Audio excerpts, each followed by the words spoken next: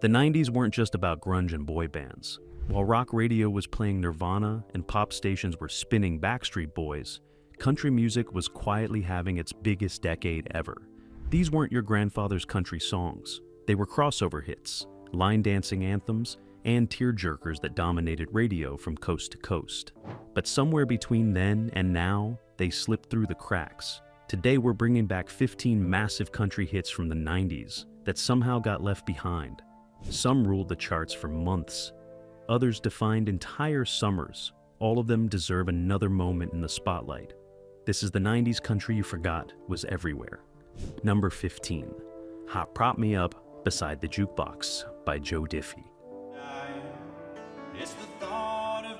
It opened with a honky-tonk piano and a premise so ridiculous it could only work in country music. Released in 1993, this was Joe Diffie at his most playful, long before he became known for the deeper, more serious material that would come later. The song was recorded at Soundstage Studios in Nashville, produced by Johnny Slate and Bob Montgomery, the same team behind much of Diffie's early success.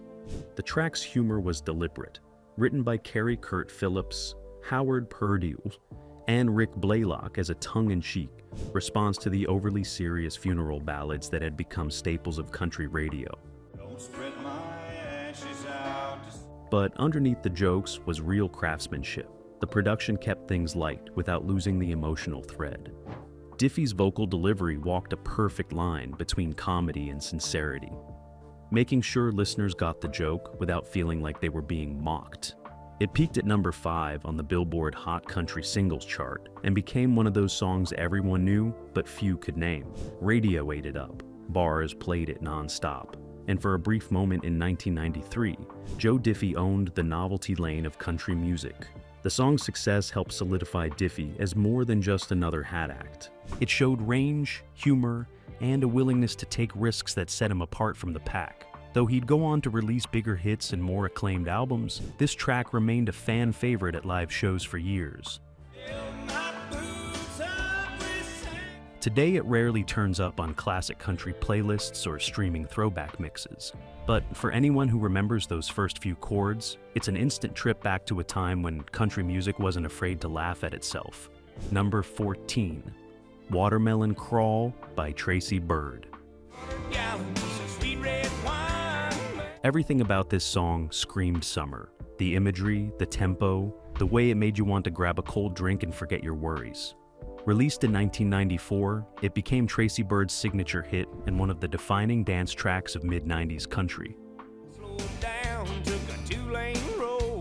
The song was cut at Emerald Sound Studios in Nashville, where Byrd worked with producer Tony Brown, a former session player turned hitmaker who had a gift for understanding what worked on country radio. Brown kept the arrangement clean, guitars up front, drums punchy, with just enough twang to keep it authentic. He'd spent years in the trenches, playing keyboards for everyone from Elvis to Emmylou Harris, and that experience showed in every choice he made. Zach Turner and Jim Hendrix wrote the track, pulling from real Southern experiences and small-town gatherings. The lyrics painted a vivid picture of backyard parties, string lights, and the kind of spontaneous joy that happens when the heat breaks and the music starts. The title referred to a line dance that swept through honky-tonks and became as recognizable as the song itself. Radio stations held watermelon crawl contests. Bars taught the steps between sets. Dance instructors added it to their regular rotation. For a brief window, it felt like everyone was doing it. The choreography was simple enough for beginners, but fun enough to keep experienced dancers engaged. That accessibility was key. It brought people together, broke down walls, turned strangers into partners on a crowded dance floor. The song became the soundtrack to countless summer nights across America. It climbed to number 1 on the country charts and stayed there for weeks, eventually crossing over to pop audiences who embraced its carefree spirit. MTV even gave it rotation, rare for a country track at the time. Suddenly, Tracy Byrd wasn't just a country artist. He was breaking through barriers, reaching audiences who'd never set foot in a honky-tonk. Tracy Byrd had already scored hits before this, but Watermelon Crawl elevated him from promising newcomer to bona fide star. The follow-up singles did well, charting respectably and earning radio play, but none captured lightning in a bottle quite like this one. It was the perfect convergence of song, performance, and cultural moment, a track that arrived exactly when listeners needed something light, fun, and impossible to resist. Number 13, Little Rock by Collin Raye. This wasn't a love song, it was a lifeline.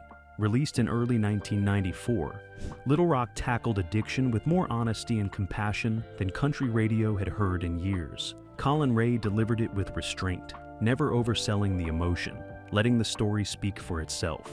Recorded at Javelina Recording Studios in Nashville and produced by John Hobbs and Paul Worley, the track featured a stripped-down arrangement that put Raye's voice front and center. The pedal steel wept in the background. The rhythm section stayed steady, but never intrusive. Every choice served the narrative. Tom Douglas penned the song, drawing from his own experiences and observations. The lyrics followed a man hitting rock bottom and finding hope in an unexpected place. It was heavy material, but the melody kept it from feeling preachy or depressing. Little Rock shot to number 2 on the country charts and earned Raye widespread critical acclaim. It wasn't just a hit.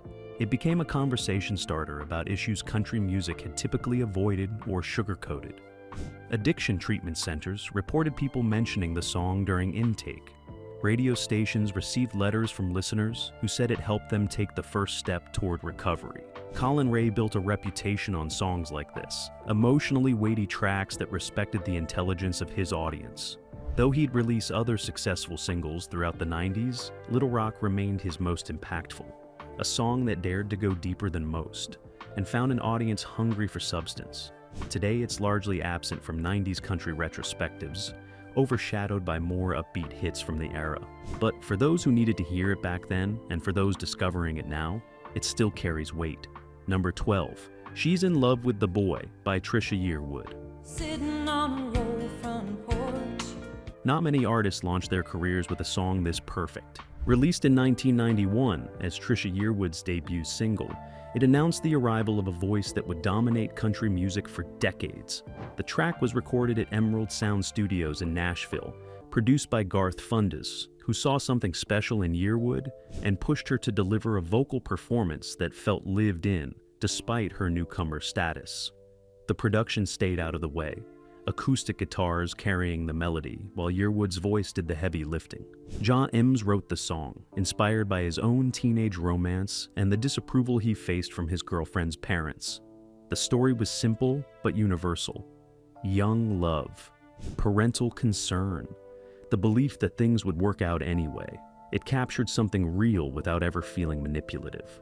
On the horn, splashing through the mud. It reached number 1 on the Billboard Hot Country Singles chart, an extremely rare feat for a debut single. Radio programmers took to it immediately, and listeners followed. The song launched Yearwood into stardom and set the stage for one of the most consistent careers in modern country music. But somewhere along the way, as Yearwood released bigger ballads and more complex material, this early hit got filed away. It's not forgotten entirely, but it doesn't get the same recognition as later singles. Still, for anyone who was there when it dropped, this was the moment. The song that proved Trisha Yearwood wasn't just another voice. She was the real deal. Number 11, Boot Scootin' Boogie by Brooks and Dunn. Few songs defined a movement quite like this one. Released in 1992, it wasn't just a hit. It became a phenomenon. Line dancing exploded across America, and this track was the soundtrack. Ronnie Dunn wrote it years earlier, long before Brooks and Dunn existed as a duo. When he and Kix Brooks teamed up and began recording their debut album, they knew this one had potential, but couldn't predict it would become a cultural juggernaut. Recorded at Emerald Sound Studios in Nashville and produced by Scott Hendricks, the album version kept things traditional, honky-tonk piano and fiddle driving the rhythm. But when the duo released a remixed dance version later that year, everything changed. Suddenly it was in clubs, on MTV, and crossing over to pop audiences who had never listened to country radio. It peaked at number 1 and stayed on the charts for months. Dance instructors created choreography. Bars held competitions. The song became bigger than the duo, at least for a moment, embodying an entire era of accessible, danceable country that brought new fans into the genre. Brooks and Dunn would go on to become one of the most successful duos in country history, racking up dozens of number ones and defining the sound of 90s country. But this was the song that started it all, the track that proved traditional country could evolve without losing its soul. Today, you'll still hear it at weddings and county fairs, but it's largely absent from serious discussions about 90s country. It's been reduced to a novelty, which does it a disservice. This was pure, undeniable energy captured at exactly the right moment. Number 10, Down at the Twist and Shout by Mary Chapin Carpenter. It sounded like nothing else on country radio in 1991. Zydeco rhythms, accordion flourishes, and a vocal delivery that felt more like an invitation than a performance. Mary Chapin Carpenter had always pushed boundaries, but this track took her somewhere new. Recorded at Midtown Sound in Washington, D.C., and produced by John Jennings, who understood Carpenter's vision of country music as a wide-open genre, the song borrowed heavily from Louisiana's musical traditions. Beausoleil, the legendary Cajun band, provided instrumentation, giving the track authenticity and grit that couldn't be faked. Carpenter wrote it after visiting New Orleans and falling in love with the energy of its music scene. The lyrics painted a vivid picture of a place where differences disappeared on the dance floor, where music brought people together regardless of background. It climbed to number 2 on the country charts and introduced mainstream audiences to sounds they'd never heard on country radio before. Critics praised its adventurousness. Fans embraced its joyful spirit. And suddenly, Mary Chapin Carpenter wasn't just another singer-songwriter. She was an artist expanding the definition of what country music could be. The song earned her a Grammy and cemented her reputation as one of the most literate, sophisticated voices in country music. Though she'd released other successful singles throughout the decade, this remained a highlight, a moment when risk-taking paid off and listeners were rewarded with something genuinely fresh. Number 9, Goodbye Earl by Dixie Chicks. Country music had never heard anything quite like this. Released in 2000, technically slipping in just as the decade ended, it told a story that was darkly funny, deadly serious, and completely uncompromising. The Dixie Chicks had already proven they could play, but this song showed they were willing to push back. Dennis Lynn wrote it, the same songwriter behind Elvis's Burning Love, and he crafted something that walked a razor-thin line between humor and horror. The production, handled by Blake Chansey and Paul Worley, kept things light enough to get past radio gatekeepers while never losing sight of the song's core message about abuse and justice. 4-H Club, both active in the... Recorded at Emerald Entertainment in Nashville, the track featured the Chicks' trademark instrumental prowess, Marty McGuire's fiddle, Emily Robison's banjo, and Natalie Mains's confident, unbothered vocal delivery that made the whole thing work. It became one of the most controversial country songs of the era. Some stations refused to play it. Others put it in heavy rotation. Fans were split. But it climbed to number 13 on the country charts anyway and became a cultural lightning rod, sparking conversations about domestic violence, revenge fantasies, and what was appropriate subject matter for country music. Looking back, it was a preview of things to come for the Dixie Chicks, a band that would never shy away from controversy and would pay a price for it just a few years later. But in that moment, Goodbye Earl represented country music at its most daring, willing to tell hard truths wrapped in infectious melodies. Today, it's remembered more for its controversy than its craftsmanship, which is a shame. Strip away the debates, and what's left is a brilliantly written, expertly performed song that refused to play it safe. Number 8, Strawberry Wine by Deana Carter. He was working through college. Some songs capture a specific feeling so perfectly they become timeless. This was one of them. Released in 1996, it told a coming-of-age story, with such clarity and tenderness that it resonated across generations. Matraca Berg and Gary Harrison wrote it, drawing from Berg's own memories of first love and summer afternoons that felt endless. When Deana Carter heard it, she knew immediately it was special. The recording session at Capitol Studios in Nashville, produced by Chris Farron, focused on keeping things simple: acoustic guitar, gentle percussion, and Carter's voice front and center.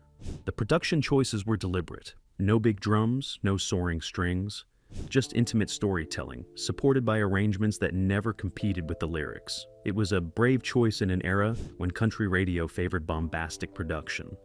Woman and a child. It climbed to #1 and stayed there, eventually becoming one of the biggest country hits of the 90s. It crossed over to pop audiences, earned critical acclaim, and launched Deana Carter into stardom. For a brief moment, she was everywhere. The video in constant rotation on CMT, the song playing at every graduation party and summer barbecue. But follow-up singles never matched its impact. Carter continued making music, earning respect as a songwriter and performer. But she never recaptured the magic of this moment. The song itself, though, remained perfect. A snapshot of innocence, experience, and everything that comes between. In recent years, it's faded from regular rotation, overshadowed by newer hits and changing tastes.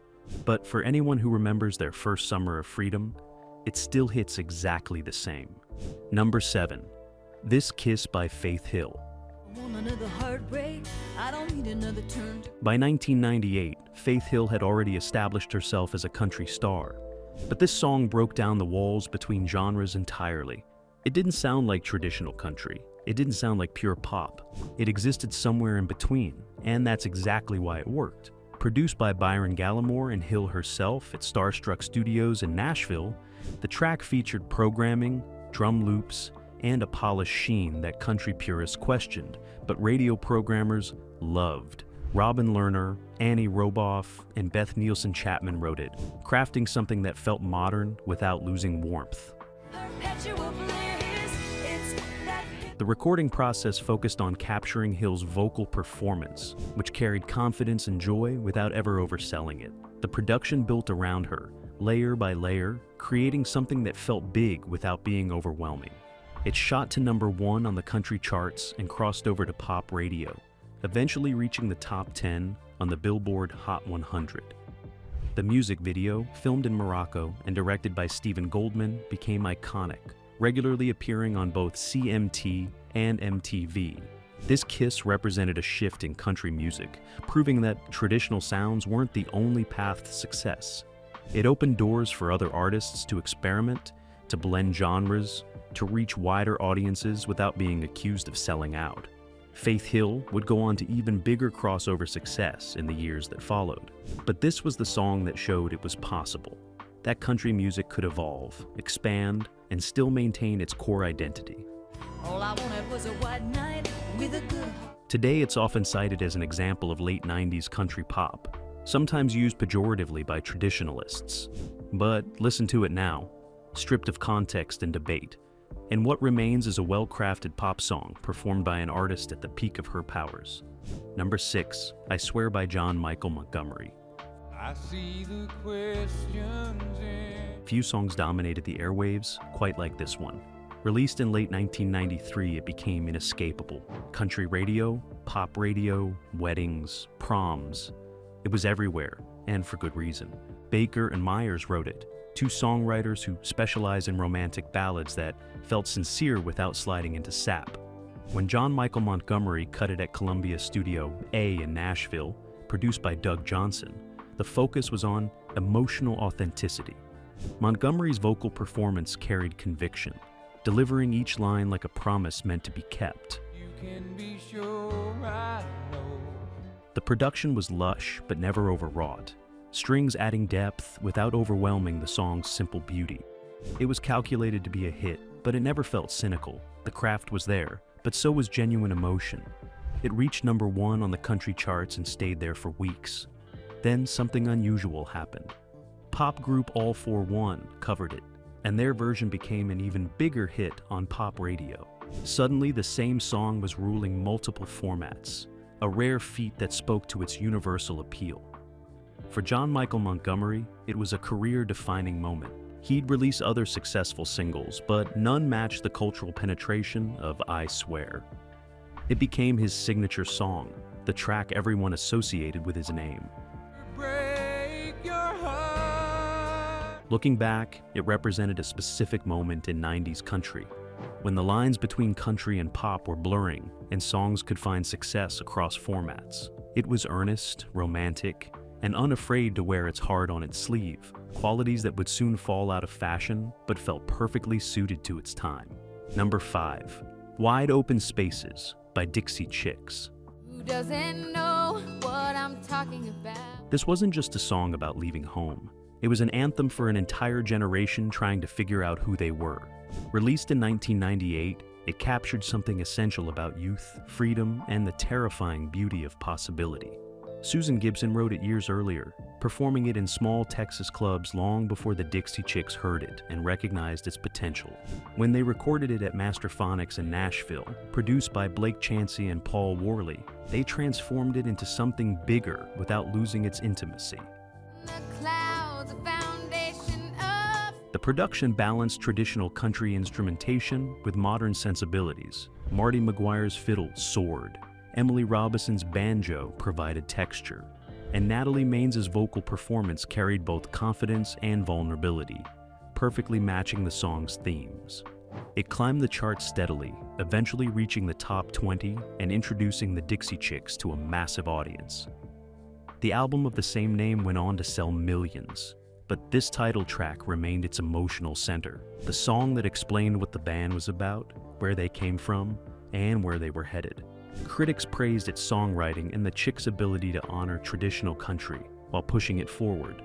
Fans connected with its message, seeing their own experiences reflected in the lyrics. For a moment, it felt like the Dixie Chicks were speaking directly to anyone who'd ever felt the pull between staying and going.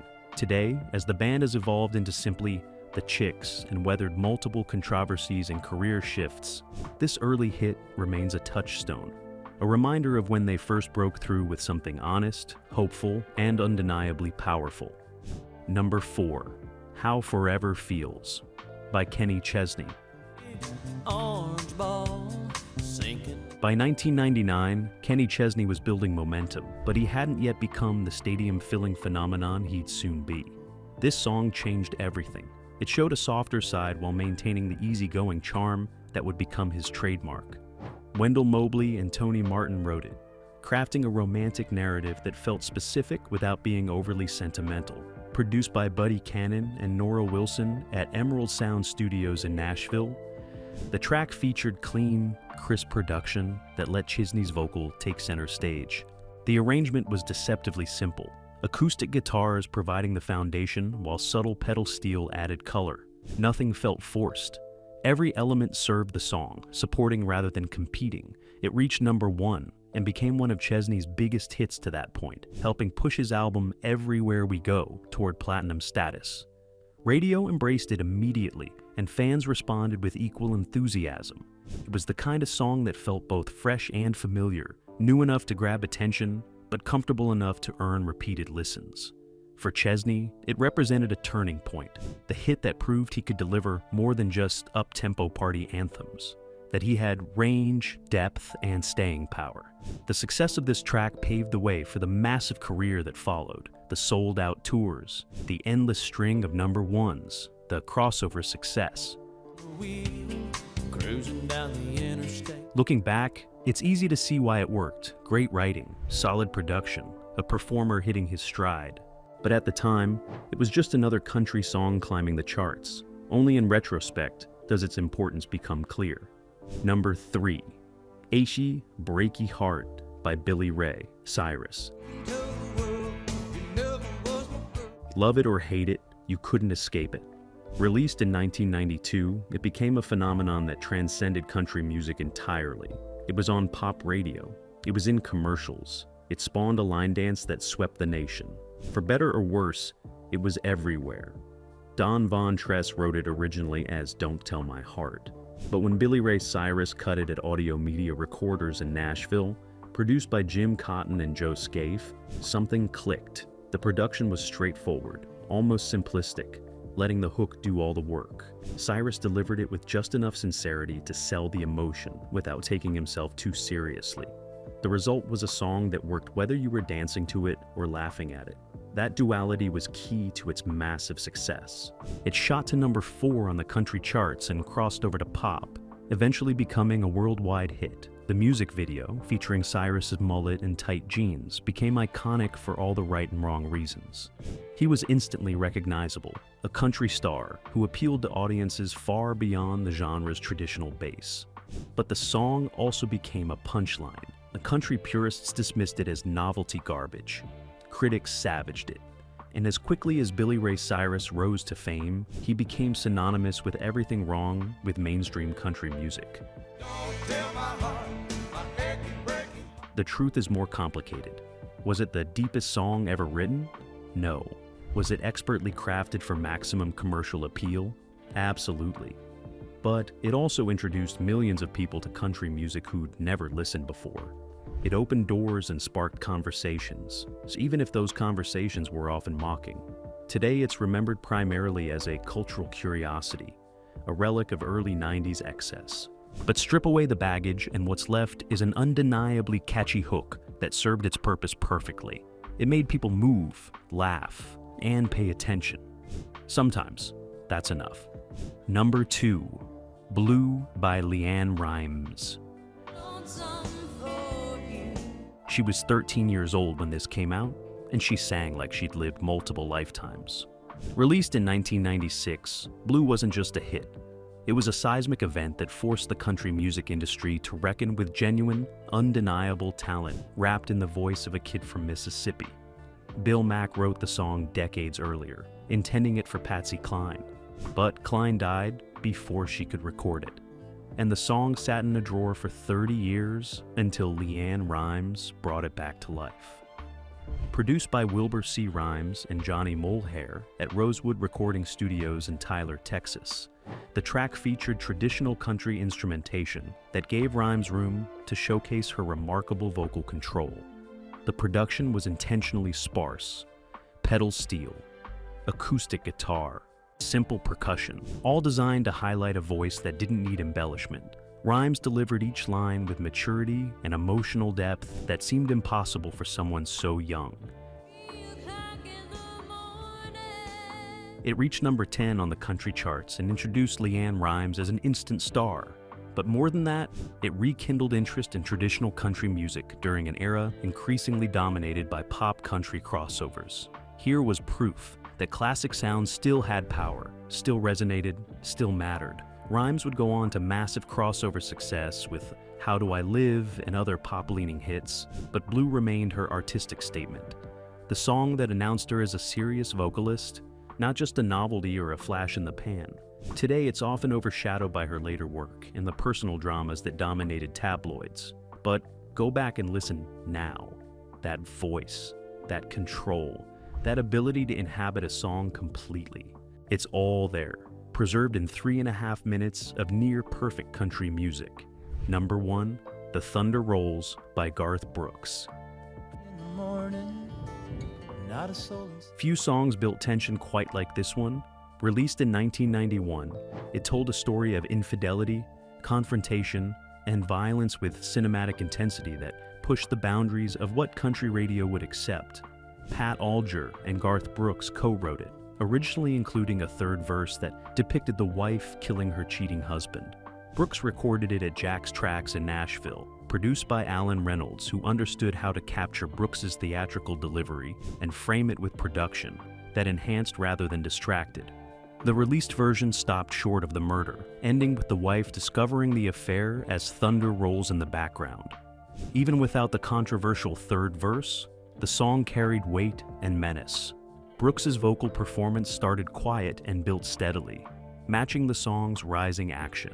The music video, which did include the domestic violence storyline, was banned by several networks but became one of the most talked about videos of the year. It sparked debates about content standards, artistic freedom, and country music's responsibility to its audience. In her faded flannel gown. It reached #1 on the country charts and became one of Garth Brooks' signature songs, a showcase for his ability to tell stories with dramatic flair. The live version, often featuring the controversial third verse, became a highlight of his stadium shows. For Garth Brooks, it was another step toward becoming the biggest-selling solo artist in American music history. But more than sales, the Thunder Rolls represented artistic ambition, a willingness to make people uncomfortable, to tell hard truths, to push against the safe confines of commercial country radio. Today, it remains one of his most recognizable hits, even if it doesn't get the same radio play as more romantic ballads. It's intense, dark, and uncompromising. Everything country music isn't supposed to be, but occasionally manages to pull off brilliantly. That wraps up our list of 15 unforgettable 90s country songs you forgot were massive. From Billy Ray Cyrus's mullet-era phenomenon to LeAnn Rimes' stunning debut, these tracks defined a decade that saw country music reach unprecedented commercial heights. If you're hungry for more forgotten hits and deep dives into music history, check out our video on one-hit wonders of the 80s. And as always, keep the music alive.